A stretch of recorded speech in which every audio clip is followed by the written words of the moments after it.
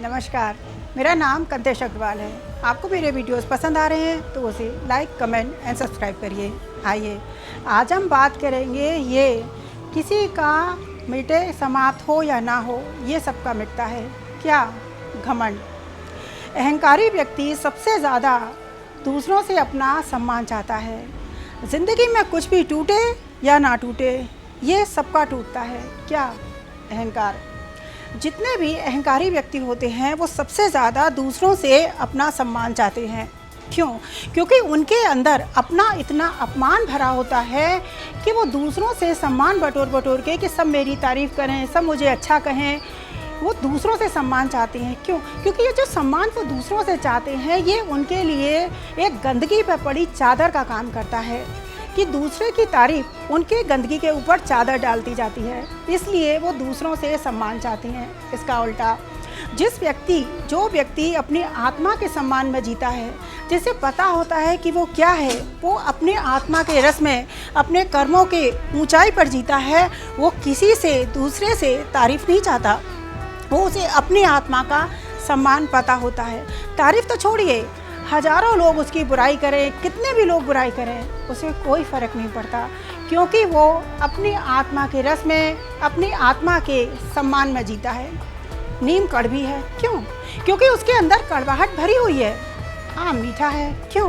क्योंकि आम के अंदर मिठास भरी हुई है।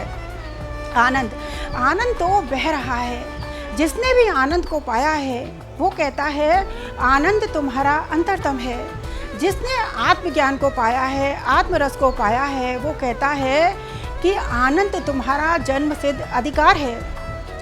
तुमने 1000 बार क्रोध किया लेकिन क्रोध से मुक्ति नहीं मिली। हर बार क्रोध ने दुख दिया, फिर क्रोध छूटता क्यों नहीं है? हर वासना तड़पा कर गई, फिर वासना छूटती क्यों नहीं है? हर इच्छा मनुष्य को दुख देकर जाती है, हर वासना इंसान को तड़पा के जाती है, हर इच्छा घाव देती है, हर वासना तड़पाती है, फिर ये सब छूटता क्यों नहीं? ना क्रोध छोड़ पाता है इंसान, ना वासना, ना स्नान, ना तृष्णा। इसीलिए कबीरदास जी कहते हैं अजहु चेत गंवार। अजहु चेत गंवार का अर्थ होता है, कबीरदास जी कहते हैं तुम लाखों योनियाँ जन्म लेने के बाद मनुष्य शरीर में आए हो, अब तो जागो, अब तो अपने ऊपर दया करो, अब अपनी आत्मा के रस में जागो। जो लाखों योनियाँ तुम कष्ट सहकर आए हो, मनुष्य शरीर में जो मनुष्य शरीर तुम्हें मिला है, इससे तुम मुक्त हो, अपनी आत्मा की शांति में उतरो। अजहु चेत गंवार, अब तो तू जाग जा। घमंडी इंसान का अंत बहुत ही बुरा होता है। उसे अपने भी कन्नी काटने लगते हैं, अपने भी दूर होने लगते हैं। एक बार एक जंगल में एक घमंडी हाथी रहता था। वो हाथी सबको परेशान करता रहता था। एक बार वो ऐसे ही जंगल से जा रहा था, ऊपर कौवा बैठा था। उसने कौवे से कहा तुम देखते नहीं हो कि मैं यहाँ से निकल रहा हूँ, झुककर मुझे सलाम करो। कौवा बोला तुम बड़े होंगे अपने लिए, मैं ना झुकूंगा ना सलाम करूँगा। उस हाथी ने उस पेड़ को उखाड़ दिया। कौवे का क्या गया, कौवा तो उड़ गया। फिर वो आगे बढ़ा हाथी, तो हाथी ने देखा चींटियाँ बड़ी मेहनत से अपने लिए भोजन की व्यवस्था कर रही थी। भोजन की व्यवस्था कर रही थी, बस हाथी को अपना घमंड सूझा। उसने सूंड में पानी भरा और उनके भोजन पर डाल दिया। चींटियों को बड़ा दुख हुआ। चींटियों ने चेतावनी दी कि हम तुम्हें बर्बाद कर देंगे, हम इसका बदला जरूर लेंगे। हाथी हंसा और बोला अपनी औकात तो देखो, एक पैर भी रख दूंगा तो तुम सब मिट जाओगी। और कहकर वो हंसता हुआ आगे निकल गया। चींटियों ने कसम खा ली इस बात का बदला हम जरूर लेंगे। हाथी एक दिन जंगल में ऐसे ही सो रहा था, तभी चींटियाँ वहाँ से निकली। देखा कि हाथी सो रहा है, बड़ी प्यारी नींद में सो रहा है। चींटियों ने सारा गुट इकट्ठा किया, सबको एक दूसरे को बुलाया और सब ने सोचा अब हम इसका बदला लेंगे। सारी चींटियाँ मिलकर हाथी के सूंड के अंदर घुस गईं और उसे बुरी तरह काटने लगी। हाथी चिल्लाने लगा अरे बहनों मुझे माफ़ कर दो, अरे मेरी प्यारी बहनों मुझे माफ़ कर दो, अब मैं ये गलती नहीं करूँगा। पर चींटियाँ बोली नहीं, अब हम तुम्हें पूरा सबक सिखा के रहेंगे। और चींटियाँ ने उसको पूरी तरह घायल कर दिया। उसके बाद जब वो बार बार माफ़ी मांगा, तब चींटियों ने कहा तुम कसम खाओ कि अब तुम किसी को परेशान नहीं करोगे। तब हाथी ने ये कहा कि हाँ मैं अब किसी को परेशान नहीं करूँगा। तब चींटियाँ बाहर निकली और उसके बाद से हाथी सुधर गया। फिर हाथी ने कभी घमंड नहीं करा। घमंड इंसान को पूरी तरह समाप्त कर देता है। कभी भी किसी को छोटा नहीं समझना चाहिए, कभी भी फालतू में किसी से उलझना नहीं चाहिए। अपने पास जो भी शक्ति हो उसका सदुपयोग करो, कभी भी किसी शक्ति का दुरुपयोग नहीं करना चाहिए। कोई भी अज्ञानी व्यक्ति, घमंडी व्यक्ति कोई भी बात बोलता है, वो कितना भी मीठा बोले आपके लिए एक दिन जहर बन जाएगा। और ज्ञानी व्यक्ति कितना भी कड़वा बोले वो एक दिन आपके लिए औषधि बन जाएगा। ज़रूरतें और नींद कभी किसी की पूरी नहीं होती। जो जितनी सुविधा में है वो उतनी ही दुविधा में है। इत्र, मित्र, चित्र और चरित्र कभी किसी की तारीफ के मोहताज नहीं होते, क्योंकि फूल पर कभी भी इत्र नहीं चढ़ाया जाता। अहंकारी व्यक्ति अपने अहंकार के कारण एक इमेज बना लेता है कि वो सही है और बाकी सब गलत है। वो समझता है कि दूसरे लोग उसके साथ गलत कर रहे हैं, दूसरे उसे दुख दे रहे हैं, जबकि दुख वही सबको दे रहा होता है। क्रोधी व्यक्ति जो होता है उसके अंदर क्रोध भरा होता है और वो समझता है कि कोई और है, कोई दूसरा व्यक्ति है जो उसे क्रोध दे रहा है। अज्ञानी और अहंकारी व्यक्ति का कोई इलाज नहीं है जब तक वो ज्ञान में आकर अपने अहंकार को ना मिटाए। एक बार एक मंदिर था। मंदिर में बहुत सारे कर्मचारी काम करते थे, सभी को उसकी तनख्वाह मिलती थी।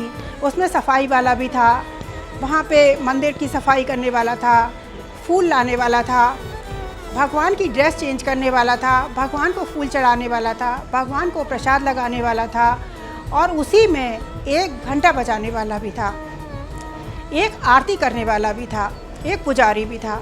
तो जो घंटा बजाने वाला था वो सबका बड़ा प्रिय था, क्योंकि वो घंटा इतने मग्न होकर बजाता था कि जब आरती होती थी तो उसके घंटा बजाने से बहुत भीड़ इकट्ठी होती थी। वो इतने आनंद से मग्न होकर घंटा बजाता था तो भीड़ बहुत ज़्यादा आती थी और लोग बहुत आनंदित होते थे। एक दिन उस मंदिर का ट्रस्टी बदल गया और उसने ये ऐलान कर दिया कि जो भी इस मंदिर में पढ़ा लिखा नहीं है उसको इस नौकरी से हाथ धोना पड़ेगा, वो यहाँ से चला जाएगा। सारे कर्मचारी यहाँ पढ़े लिखे होने चाहिए। बाई चांस दुर्भाग्य की बात है वो घंटे वाला ही पढ़ा लिखा नहीं था, तो उसको नौकरी से निकाल दिया गया। अब मंदिर की रौनक ही जैसे चली गई। सारे लोग धीरे धीरे आना कम हो गए और सारे लोग उस घंटा बजाने वाले के घर पहुँचे। सबने कहा तुम्हारे बिना आनंद नहीं आता, तुम थोड़ी देर के लिए ही सही घंटा बजाने आया करो, मंदिर तुम्हारे बिना सूना लगता है। उस व्यक्ति ने कहा कि यदि मैं मंदिर में रोज़ रोज़ आऊँगा तो ट्रस्टी को लगेगा कि मैं नौकरी पाने के लिए आ रहा हूँ, मैं नौकरी की तलाश में वहाँ बार बार आ रहा हूँ, इसलिए मैं नहीं आता हूँ।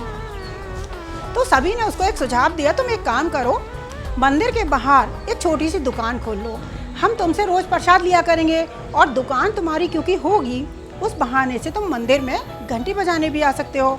ये बात उसको पसंद आ गई तो उसने छोटी सी दुकान ली, वहाँ वो प्रसाद फूल वगैरह बेचने लगा। देखते ही देखते उसकी दुकान बहुत चलने लगी, क्योंकि वो सबका पहले से ही प्रिय था और वो अब घंटी बजाने भी आता था। तो उसकी दुकान चलने लगी और वो धीरे धीरे देखते ही देखते माला माल हो गया। मंदिर का ट्रस्टी फिर बदल गया। अब जो नया ट्रस्टी आया उसने मंदिर को बड़ा करने का, परिसर बड़ा करने का सोचा। इसके लिए चंदा इकट्ठा करना पड़ा। वो ट्रस्टी बाई चांस सबसे चंदा इकट्ठा करते हुए इस घंटे बजाने वाले दुकान वाले के भी पास आया और इससे भी चंदा मांगा। इसने बिना सोचे समझे 10 लाख का चेक काट के दे दिया और उस पर अंगूठा लगाया।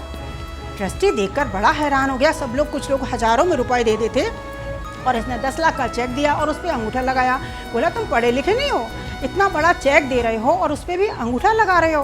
बोला साहब, यदि मैं पढ़ा लिखा होता तो आज मैं मंदिर में सिर्फ घंटा ही बजा रहा होता। किसी व्यक्ति के ज्ञान से या पढ़ाई लिखाई से उसका पता नहीं लगता है।